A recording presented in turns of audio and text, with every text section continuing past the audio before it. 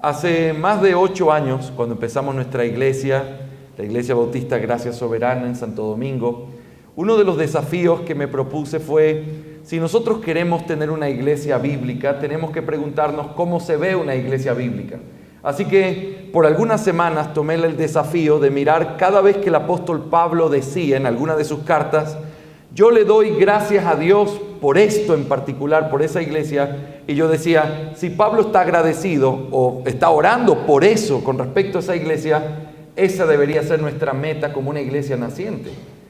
Y entre esos pasajes estaba Efesios capítulo 1, versículos 18 al 21, en donde Pablo está agradecido al Señor, y Pablo está diciendo que da gracias por esta iglesia en particular, pero Pablo también va a hacer una petición al Señor y va a motivar a la iglesia a través de esta petición. Y eso es lo que yo quiero compartir con ustedes en esta mañana. Y nuestro bosquejo para hoy es muy sencillo. 3 cosas encontramos en este pasaje. En primer lugar, vamos a hablar del contexto de esta petición bendita. Hay un contexto. En segundo lugar, vamos a hablar del componente esencial de esta petición. Y en tercer lugar, vamos a hablar del contenido de esta petición. El contexto, el contenido esencial y el contenido de esta petición. En primer lugar, entonces, consideremos el contexto de esta petición que Pablo va a hacer aquí. Y ese contexto lo encontramos en los versículos 15 al 17, en donde Pablo enfoca, si ustedes lo miran con sus ojos, Pablo enfoca de que esta iglesia era caracterizada y le daba gracias a Dios por causa de la fe que ellos tenían en el Señor Jesús, pero también por el amor que ellos habían expresado por todos los santos. Mis hermanos, el amor por los santos y esa fe en el Señor Jesús es la manifestación de que a quien Pablo está escribiendo estas palabras eran verdaderos creyentes.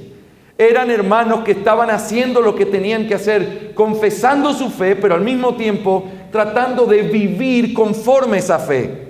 Eso nos recuerda que una iglesia verdadera es una iglesia que confiesa su fe en el Señor, pero que también su práctica es de acuerdo con lo que el Señor ha establecido. Y esa práctica de amar al prójimo es una cosa esencial para determinar a un verdadero creyente. Por eso encontramos la advertencia en el Nuevo Testamento de que si alguien dice amar a Dios pero no ama a su prójimo, ese no conoce a Dios, no le ha visto, aunque diga que le conoce, ese no es de la familia del Señor. Porque es imposible amar al Señor a quien uno no ve y aborrecer a nuestros hermanos, a quienes sí vemos y con quienes sí nos relacionamos. Por lo tanto, desde esta perspectiva, Pablo está alabando y dando gracias a Dios porque aquí se encuentra una iglesia verdadera, una iglesia que ha conocido al Señor. Y yo puedo decir lo mismo en esta mañana. Lo que el Señor ha hecho en medio de ustedes es conocido por la fe que profesan y la preciosa práctica. He tenido maravillosos tiempos con los pastores en estos días, hablando de la obra que se está haciendo y la bendición que están siendo para otras iglesias, y le doy gracias al Señor por eso. Así que en ese sentido, el contexto en el que esta petición se da y el contexto de su propia realidad como iglesia es un contexto muy similar. Esta es una iglesia verdadera. Sin embargo, Pablo no se queda simplemente diciendo, le doy gracias a Dios de que ustedes conozcan al Señor y de que ustedes amen a su prójimo, sino que aquí Pablo comienza a decir que su oración es que el Señor les dé un espíritu de sabiduría y de revelación en un mejor conocimiento de Él. Esto significa que aunque una fe genuina es manifestada por el amor a los hermanos, y eso hace que una iglesia sea amorosa, una iglesia fiel, esa no es la única meta en la vida de una iglesia, ni la meta final en la vida de una iglesia. Y entonces alguien podría preguntar legítimamente, pastor, pero ¿no es suficiente con ser una iglesia fiel, que estamos amando al Señor, que proclamamos el Evangelio con nuestros labios, que nos estamos amando entre nosotros?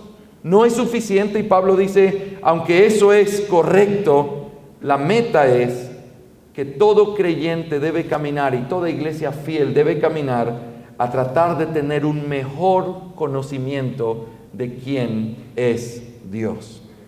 El comentarista Matthew Henry lo dice de una manera preciosa y lo dice así: Los cristianos no deben pensar que es suficiente tener afectos cálidos el uno por el otro, sino que deben esforzarse por tener entendimientos claros también. El amor al prójimo es una manifestación de nuestra fe, pero la meta de nuestra vida es una carrera en la cual seguimos avanzando y seguimos caminando, que tiene como meta conocer más y más a nuestro bendito Señor Jesucristo. Mis hermanos, 18 años seguramente de ver la mano de Dios en diferentes maneras, pero 18 años que solamente nos recuerdan que todavía hay una meta por delante, que seguimos caminando por tratar de cumplirla. Llegar a un conocimiento cada vez mayor de nuestro bendito Señor Jesucristo.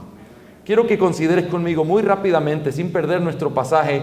Mira lo que dice Filipenses capítulo 3, versículos 7 al 8 y el versículo 10 también.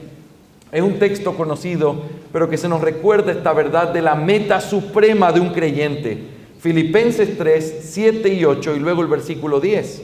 Dice el versículo 7: pero todo lo que para mí era ganancia, lo he estimado como pérdida por amor de Cristo, y aún más, yo estimo como pérdida todas las cosas en vista del incomparable valor de conocer a Jesucristo, mi Señor, por quien lo he perdido todo y lo considero como basura a fin de ganar a Cristo. Y el versículo 10 dice: y de conocerle a Él. Pablo tenía una meta en su alma hacia la cual se dirigía.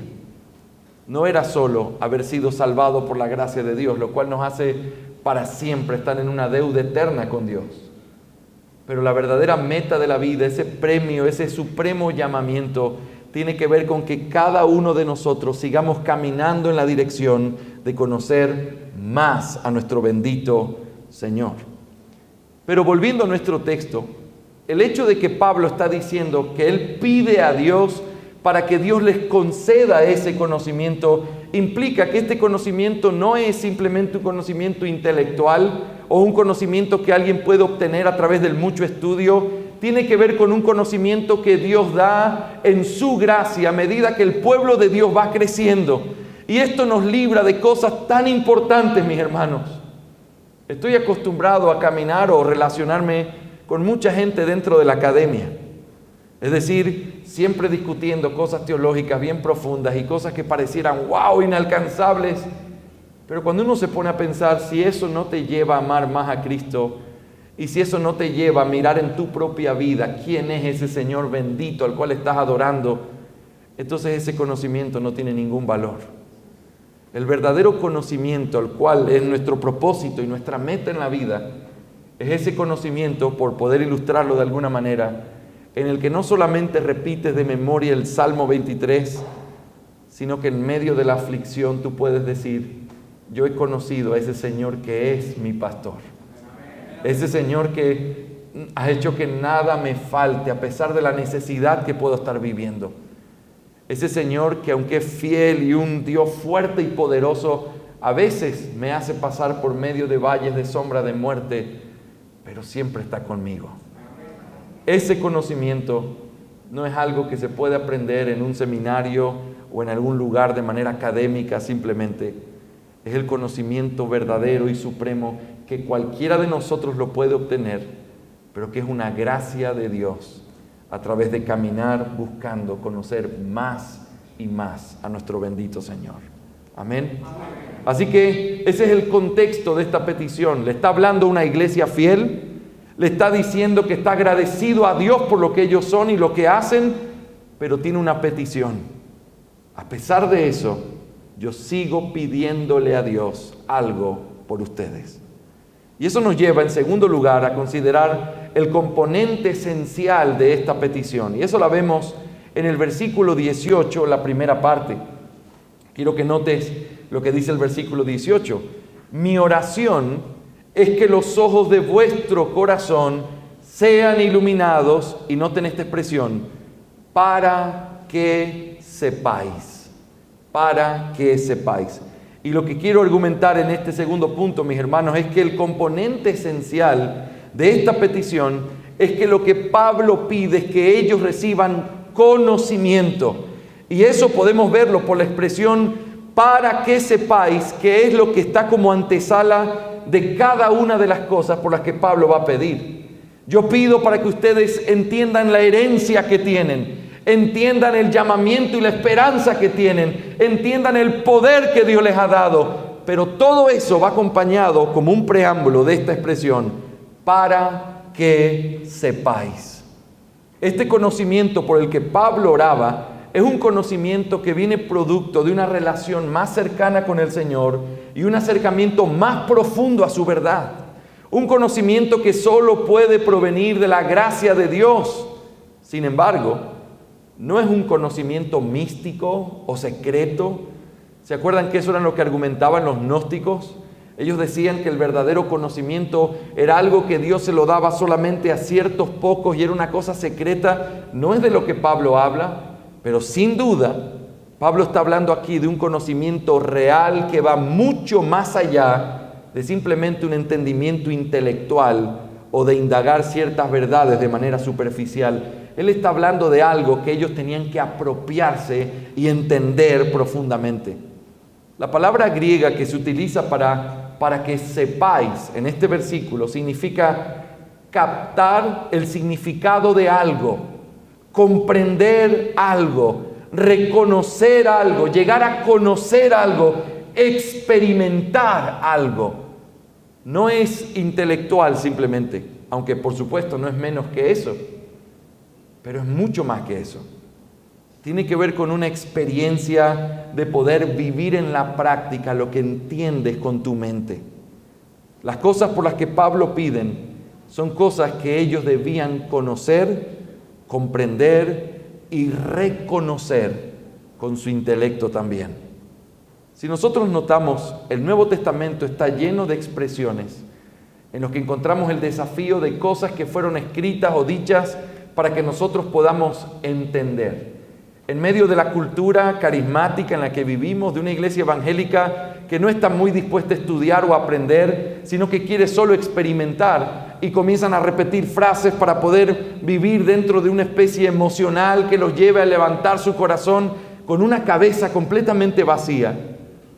Lo que la Biblia nos enseña, muy contrario a eso, es que la Biblia fue dada y fue revelada y se nos escribió y se nos dio en las manos para que nosotros sepamos, comprendamos, entendamos la voluntad de Dios que ha sido dada a nosotros. Mira, por ejemplo, voy a leer algunos versículos, si puedes acompañarme, está bien, pero sobre todo escucha lo que dice la palabra de Dios. Por ejemplo, Primera de Juan 5:13 dice esto: estas cosas os escribo a vosotros, que creéis en el nombre del Hijo de Dios, y nota esta expresión, para que sepáis que tenéis vida eterna. Juan está hablando con tanto énfasis y dice que el propósito de esta carta fue escrita para que ellos sepan lo que tienen. No es solamente haberlo escuchado, es entiendan que ustedes tienen vida eterna. Y por eso conocemos que esta carta tiene tanta evidencia, tantos detalles de lo que significa ser un creyente. Si alguien dice, pero no hace esto, no es creyente. Si alguien dice, entonces, si se ve esto, sí es creyente. ¿Por qué escribiste esta carta, Juan? Porque quiero que todos ustedes sepan lo que tienen, sepan lo que han recibido. Es algo que incluye nuestra mente, nuestro intelecto. Efesios capítulo 5, versículo 17, dice en Efesios 5, 17, así pues, no seáis necios, sino entended cuál es la voluntad del Señor. No sé el contexto en el que muchos de ustedes vinieron o encontraron las preciosas verdades que ahora tenemos, pero yo vengo de un contexto en donde cuando se hablaba de la voluntad de Dios, se hablaba de una cosa un poco mística. Vamos a ver cuál es la voluntad de Dios, y entonces tú tenías que estar sentado tratando de cazar algunas ideas. El pastor utilizó 5 veces ese libro. ¿Qué será lo que Dios me quiere decir? O el pastor utilizó ese texto y apareció el nombre de alguien ahí. ¿Será que esa será la voluntad de Dios para mi vida? Y uno comenzaba como a tratar de cazar una idea mística de lo que es la voluntad, y la Biblia dice, para que entendáis cuál es la voluntad del Señor. ¿Para qué nos fue dada la Biblia? ¿Por qué nos fue dado el Nuevo Testamento y fue puesto en nuestras manos? Para que nosotros sepamos qué es lo que Dios quiere de nosotros. Por eso la Biblia es suficiente, tanto para nuestra salvación como para nuestra santificación. El que quiere saber qué es lo que Dios espera de él, vea su Biblia. El que quiere saber cómo Dios quiere que él viva, busque en la palabra esa verdad, porque Dios la reveló. ¿Saben por qué? Efesios 5 dice, para que entiendan cuál es la voluntad de Dios. El punto es, todo en nuestra vida cristiana involucra este conocimiento o este entendimiento que es el principio esencial de la petición que Pablo va a hacer aquí. Romanos 12, versículo 2, un texto muy conocido también.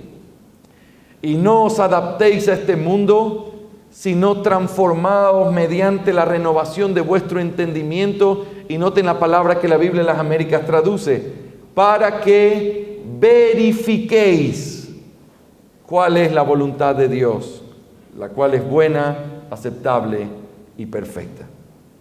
Verificar.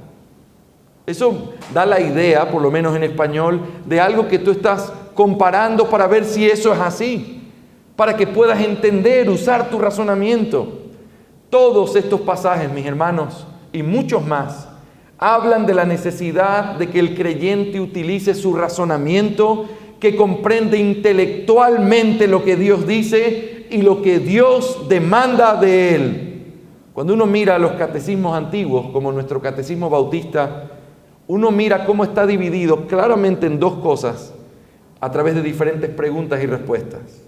La primera es, ¿qué es lo que Dios quiere que yo sepa? Y eso es doctrina. Y luego, ¿qué es lo que Dios demanda que yo haga? Porque las dos cosas han sido dadas en la palabra para que el pueblo de Dios entienda, comprenda, verifique, sepa cuál es la voluntad de Dios. Amén. Ahora, alguien podría preguntar, ok, pero ¿por qué es importante esto? Está bien, la Biblia lo enseña, pero de manera práctica, ¿esto tiene algo que realmente afecta a nuestra vida? Mis hermanos, déjenme decirlo de esta manera. Las cosas que entiendes son aquellas sobre las que tú vas a sostener tu fe. Hace una semana estuve en 2 funerales, en la misma semana, de 2 familiares de la iglesia. Contextos muy parecidos, los 2 eran creyentes. Pero he estado en muchísimos funerales, quizá al igual que ustedes, donde hay hombres vestidos con sotanas negras diciéndole a la gente, no se preocupen, nuestro hermano ahora está en paz, vamos a orar por su alma. Y tú ves a su esposa o a sus familiares llorando y no encuentran consuelo en esas palabras vacías. Y cuando el cuerpo está por ser depositado en la tierra, comienzan a desesperarse porque realmente no tienen esperanza. Hace 1 año y medio murió mi papá. Y de lejos ha sido una de las pruebas más difíciles en mi propia vida y en la de mi familia. Y era un poco incomprensible mirar cómo los hijos podíamos estar cantando y alabando al Señor, teniendo a nuestro papá muerto en una caja. Pero esa es la esperanza bendita de que en medio de las circunstancias en las que vivimos, es solo la verdad lo que nos puede sostener. Por eso en el mundo evangélico que vivimos, al no haber profundidad, al no haber doctrina, al hacer tanto problema con el hecho de que se enseñe tanto la palabra, ¿por qué estudias tanto? ¿Por qué tanta teología? Eso los hace simplemente gente intelectual. Ustedes no viven, no experimentan al Señor. Y es exactamente lo contrario. Cuando tu mente está llena de la verdad, cuando tú tienes tus pies puestos sobre la roca firme, cualquier circunstancia que tengas que experimentar, sabes dónde pararte. Y la verdad es algo que nosotros necesitamos desesperadamente, porque nuestra vida en esta tierra es muy parecida a tratar de ir por tierra en la cordillera de los Andes. No es como esta perfecta planicie en donde está Cali. Es así. Y en los momentos más difíciles te agarras de la palabra. Y en los momentos de mayor alegría, le das gracias a Dios, entendiendo lo que la palabra dice. Y cuando es incomprensible para el mundo, tú puedes levantar tus ojos que están purificados por la palabra y decir, Señor, esto también proviene de tu mano y esto también es para bien, a pesar de lo que mis ojos carnales puedan decir. Pero eso es algo que solamente una mente que entiende es capaz de mirar en medio de esa circunstancia. Hermanos, nosotros necesitamos saber, comprender, entender, verificar lo que Dios ha dicho. Así que en estas palabras nosotros encontramos, en primer lugar, el contexto de la petición y hemos visto ahora el componente esencial de esta petición, pero quiero que me acompañen en este último punto y un poco más extenso que los dos primeros para hablar del contenido de esta petición, que esto es precisamente lo que Pablo está diciendo. Era necesario decir lo anterior para poder decir lo que vamos a decir ahora. ¿En qué consiste la petición que Pablo tiene? Él está dándole gracias a Dios, está diciendo, yo estoy agradecido por lo que ustedes son como iglesia, pero yo no ceso de llevar a ustedes delante de Dios en oración, porque yo quiero que ustedes sepan, y dice tres cosas que ellos deben saber. En primer lugar, ¿cuál es la esperanza de su llamamiento? En segundo lugar, ¿cuáles son las riquezas de la gloria de su herencia en los santos? Y en tercer lugar, ¿cuál es la extraordinaria grandeza de su poder para con nosotros los que creemos? Así que permítanme exponer en esta mañana estas tres peticiones y cómo esto afecta directamente nuestra vida. En primer lugar, ¿cuál es la esperanza de su llamamiento? Esta es la primera petición.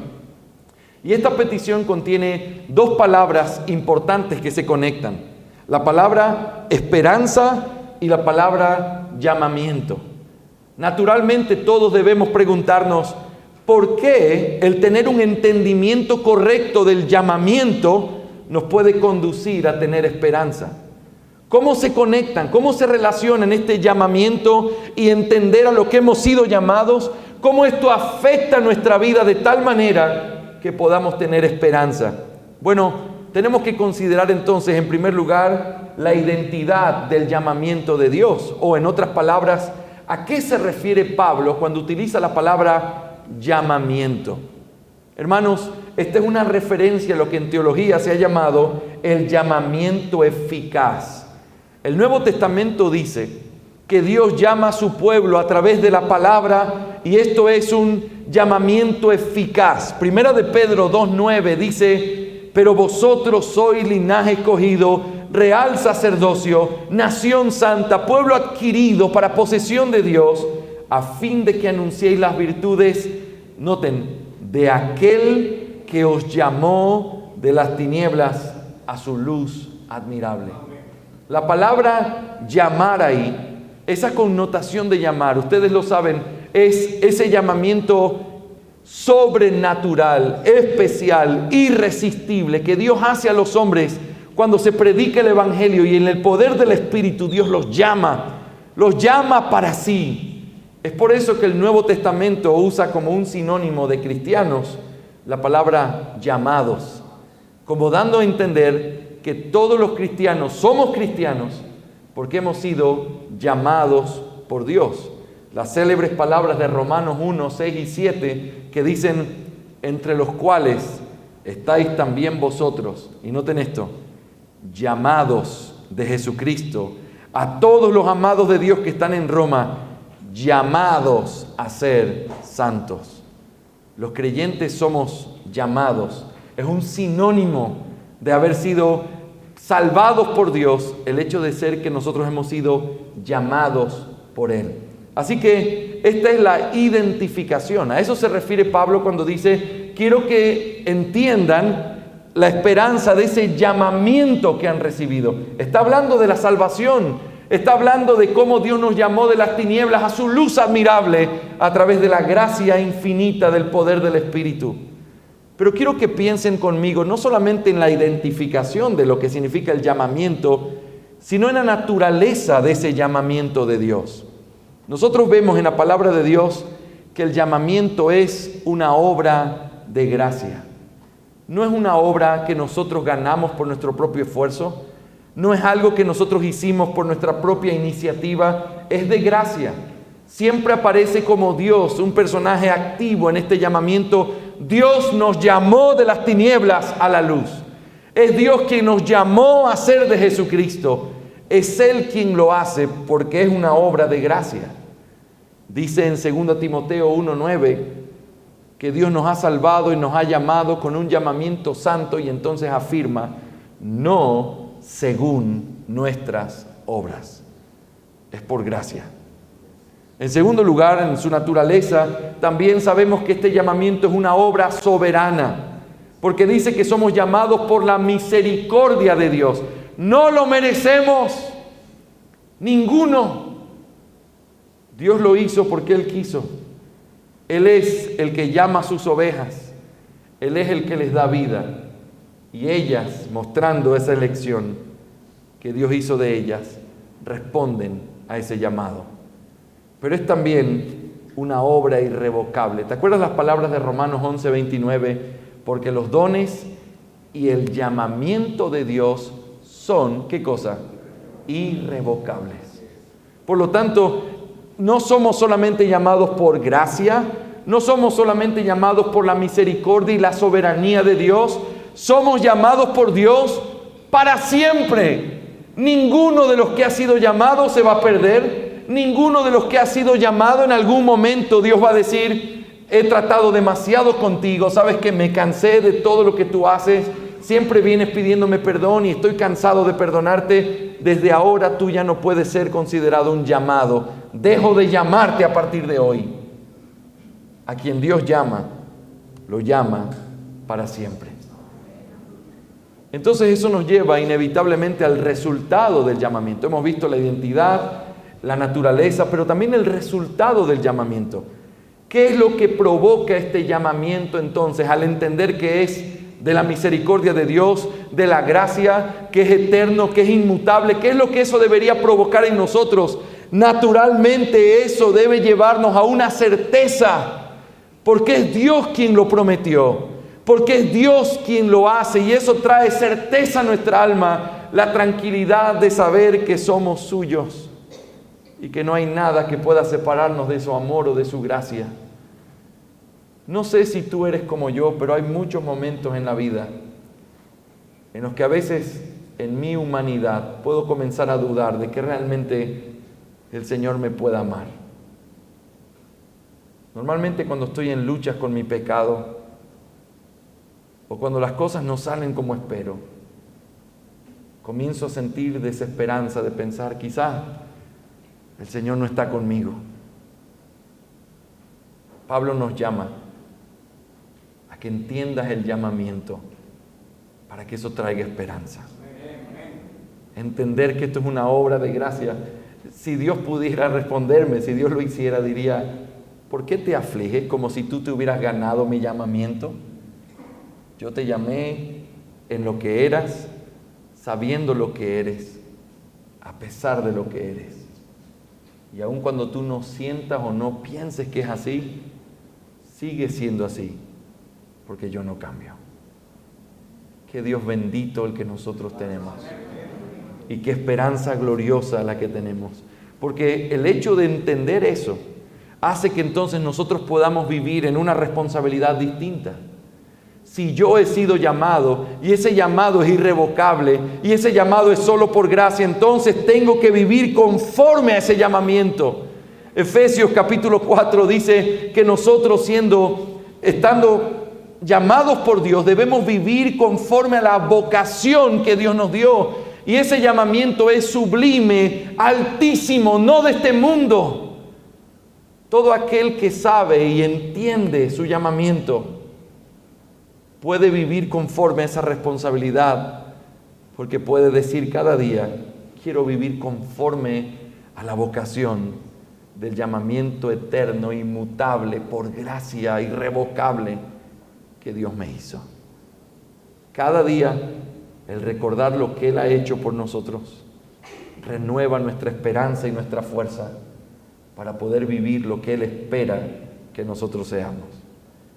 Por eso, Eso nos lleva a algunas aplicaciones importantes en esta primera petición. El entender nuestro llamamiento nos lleva a considerar al Dios soberano, lleno de gracia, que nos buscó cuando estábamos muertos en nuestros delitos y pecados, para adorarlo con todo nuestro corazón. Mis hermanos, ¿cuál es el resultado inevitable de entender nuestro llamamiento? Adoración.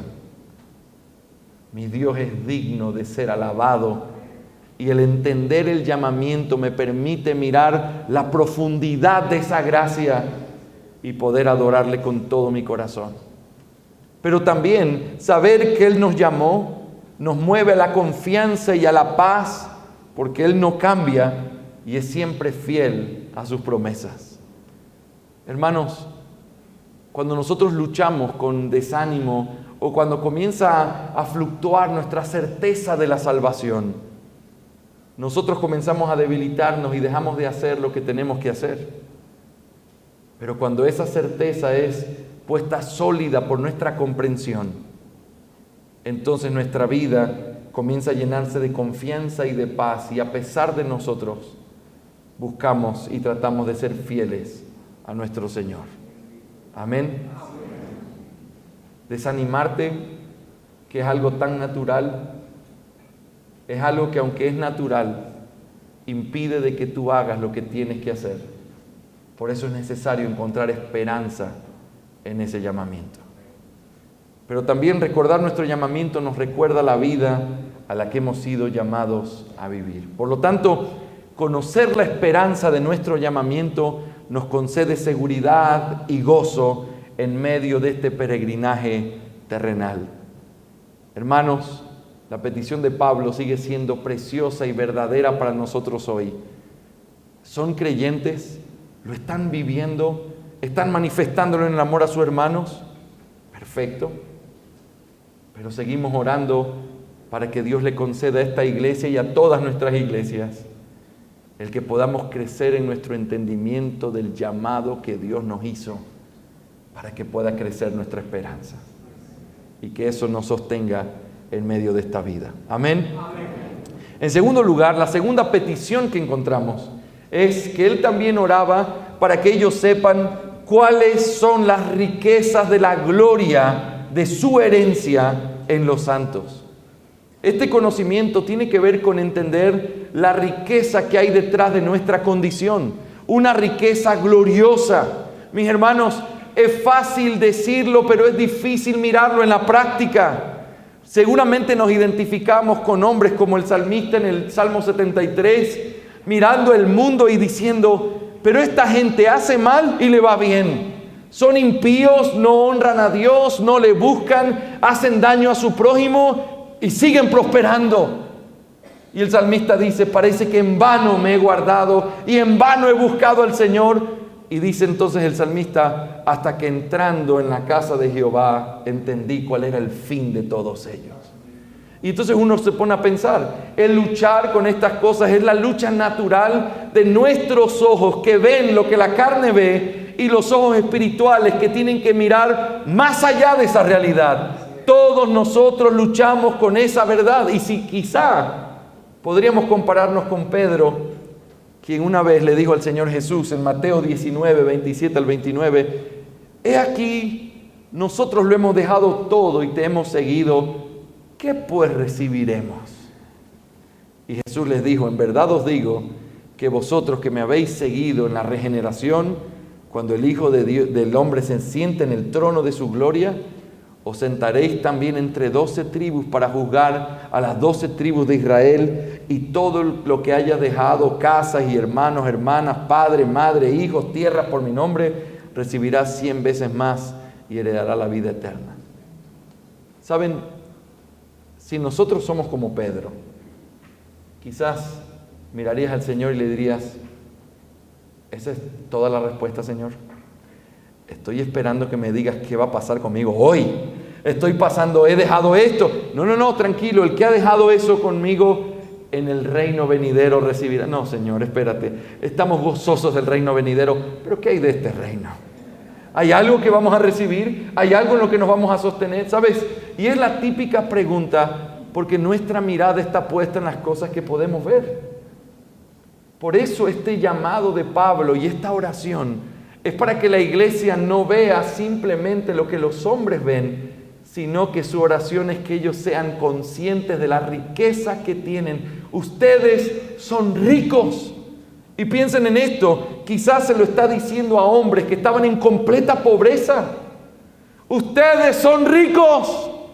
Quizás se lo está diciendo a personas que tienen que vivir escondidos por causa de su fe.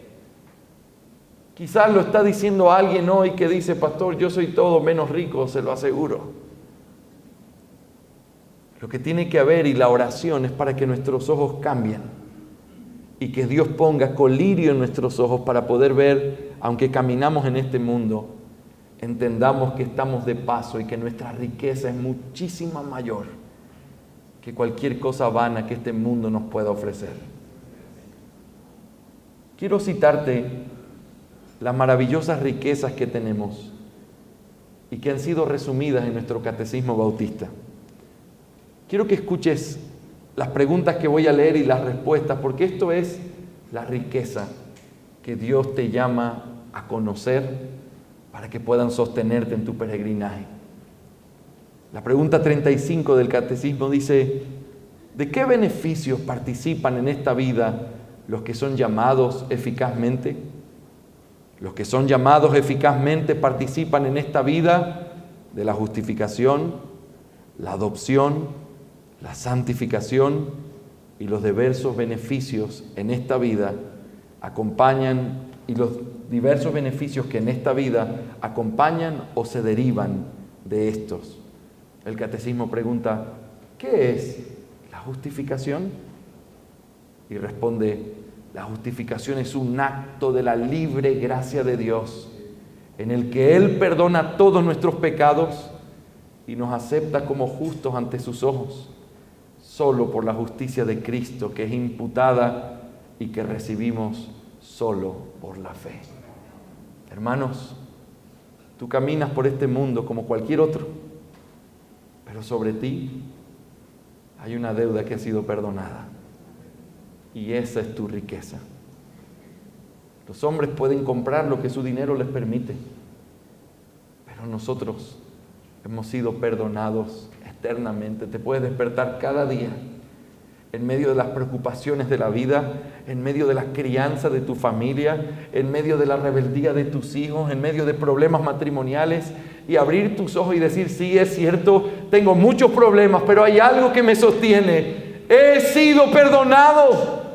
Hay una deuda que ya no está contra mí. Cristo me perdonó, su sangre fue derramada por mí. Y aunque todo esté mal, sigo siendo rico y bienaventurado por causa de que he sido justificado por Él. El catecismo continúa preguntando, ¿y qué es la adopción? La adopción es un acto de la libre gracia de Dios, mediante el cual somos recibidos en el número de los hijos de Dios y tenemos derecho a todos sus privilegios. Juan dice, ¿quieres saber qué tan grande es el amor de Dios? Déjame decírtelo de esta manera. Te ha adoptado como su hijo. ¿Qué te parece? No hay una mayor expresión, no hay una cosa más grande en la que podamos saber qué tan profundo y grande es su amor, en que haya tomado enemigos como nosotros, que nacimos en pecado, decidimos vivir en pecado toda nuestra vida, dándole la espalda, odiándolo. No solo envió a su Hijo, sino que nos recibe en su casa y nos sienta en su mesa, y ahora nos da todos los privilegios que tiene el hecho de ser de su familia. Eres un hijo de Dios.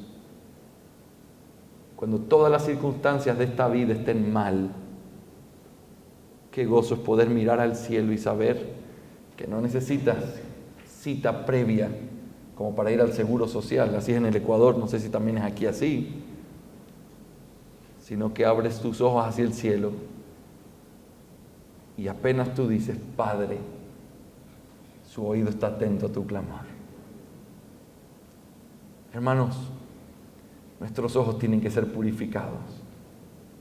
Somos tan ricos, tenemos tanto a nuestro favor cada día.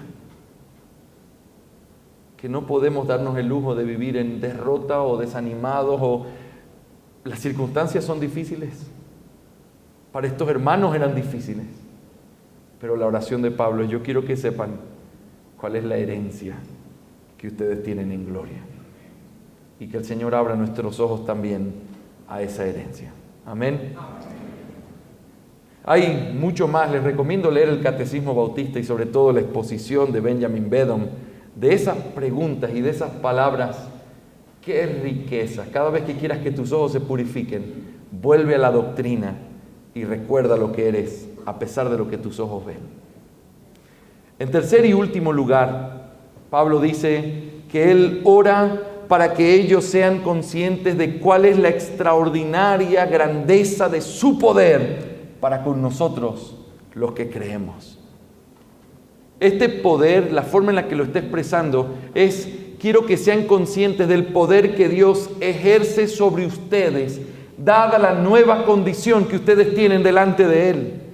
Es esa vida resucitada que ahora tenemos, en la cual el Espíritu de Dios habita en nosotros y trae consuelo y ánimo en medio de este peregrinaje, sabiendo que tenemos a nuestro alcance y en nuestras manos el poder para vivir la vida que Dios quiere de nosotros. Este texto es tan extenso y glorioso porque comienza a decir que ese mismo poder que actuó en Jesucristo resucitándole de los muertos, ese poder que es lo que testifica sobre nuestra bendita justificación, es el que ahora opera en nosotros poderosamente. El pecado en nuestras vidas no es algo obligatorio, es siempre una decisión deliberada. Porque el poder que está en nosotros nos permite ser libres también de esa lucha que tenemos contra el pecado. Y Pablo dice: hermanos, en medio de cualquier desolación, en medio de cualquier conflicto, quiero que sean conscientes del poder que Dios les dio. No sé si en tu propia vida tú puedes mirar o analizar pecados con los que has peleado por años. Quizás tu carácter, quizás un mal hábito, quizás una forma de hablar o una forma de reaccionar en ciertos momentos. Si tú eres un verdadero creyente, cada vez que lo vuelves a hacer, sientes un dolor tan profundo en tu alma que lo único que te sale de los labios es decir: Señor Jesús, vuelve pronto. Yo no quiero vivir más en esta separación temporal contigo por causa de mi pecado. Pero nuestra visión del futuro y de la venida del Señor tiene que ser mucho más que simplemente pedir por un rescate personal, sino pedir que su plan se cumpla en la tierra, y todavía hay tanto por hacer hasta el día glorioso en que Él vuelva por segunda vez.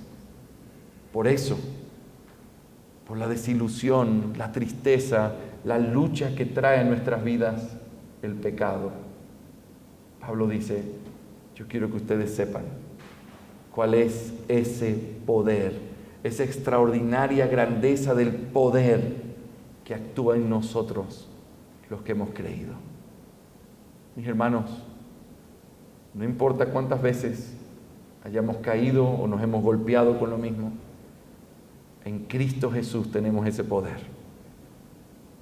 Que eso consuele tu alma y te renueve el alma de saber que no hay desesperanza para un verdadero creyente. Que a pesar de las luchas sigue habiendo esperanza y sigue habiendo un poder ahí que quizás no has sido consciente. Pide al Señor que te capacite para verlo y para vivir conforme a eso. Nuestros matrimonios pueden ser restaurados por su gracia. Nuestra vida de pecados secretos puede ser restaurada por la gracia de Dios. No hay un pecado tan difícil, tan distante, tan profundo, que lo único que te lleve es a pedir la muerte porque no quieres ofender más al Señor. No, pide que seas consciente de ese poder para que cada día puedas vivir mortificando tu pecado, y vuelve a la noche y vuelves a acostarte en el poder del Señor, levantándote cada día con la misma decisión: Señor, hazme consciente del poder que tengo en Cristo Jesús contra mi propia carne, mi propio pecado, mis propias cosas. Permíteme adorarte y vivir la vida que tengo que vivir para ti mientras te esperamos. Iglesia amada, quiero concluir en esta mañana diciéndoles, hablar de estas cosas nos vuelve a recordar que todavía no hemos llegado donde tenemos que estar. Ustedes son una iglesia maravillosa. Dios ha hecho cosas preciosas aquí. Pero la batalla no ha terminado ni la carrera se ha terminado. Y no podemos simplemente consolarnos con pensar, conocemos a nuestro Señor y estamos amándonos y tenemos una preciosa iglesia, sí, pero hay una oración grande, una oración apostólica, la oración de sus pastores por ustedes, que ustedes sepan, que no se detengan hasta no seguir creciendo en su entendimiento correcto de su Cristo Jesús. Que cada día Él sea más real, más cercano ante sus propios ojos, de manera que el pecado sea algo tan horrendo delante de nosotros, que las cosas que este mundo tenga para ofrecernos tengan tan poco valor, debido al conocimiento tan profundo y cercano que tenemos de Él. Hermanos, la carrera no ha terminado. Hay mucho para hacer en sus propias vidas, en esta preciosa iglesia, para la gloria de Dios. Eso quebranta cualquier tipo de orgullo que pudiéramos sentir. Véannos aquí, pecadores, adorando a un Dios santísimo, maravilloso, y con un camino larguísimo por recorrer. Pero les quiero decir esto, pero con esperanza. Nuestro Señor está con nosotros, y en su gracia nos podemos abrazar de estas preciosísimas promesas mientras seguimos caminando con estos ojos, mirando lo invisible, a través de pedirle que nuestros ojos sean abiertos a la esperanza de gloria, la esperanza de su llamamiento y el maravilloso poder que actúa en nosotros, en Cristo Jesús. Amén. Anhelo que la gracia del Señor traiga consuelo a nuestros corazones, ánimo a los que están desanimados y que siga trazando una meta a aquellos que van corriendo bien. Ánimo por muchos años más como iglesia, haciendo lo que Dios nos ha llamado a hacer.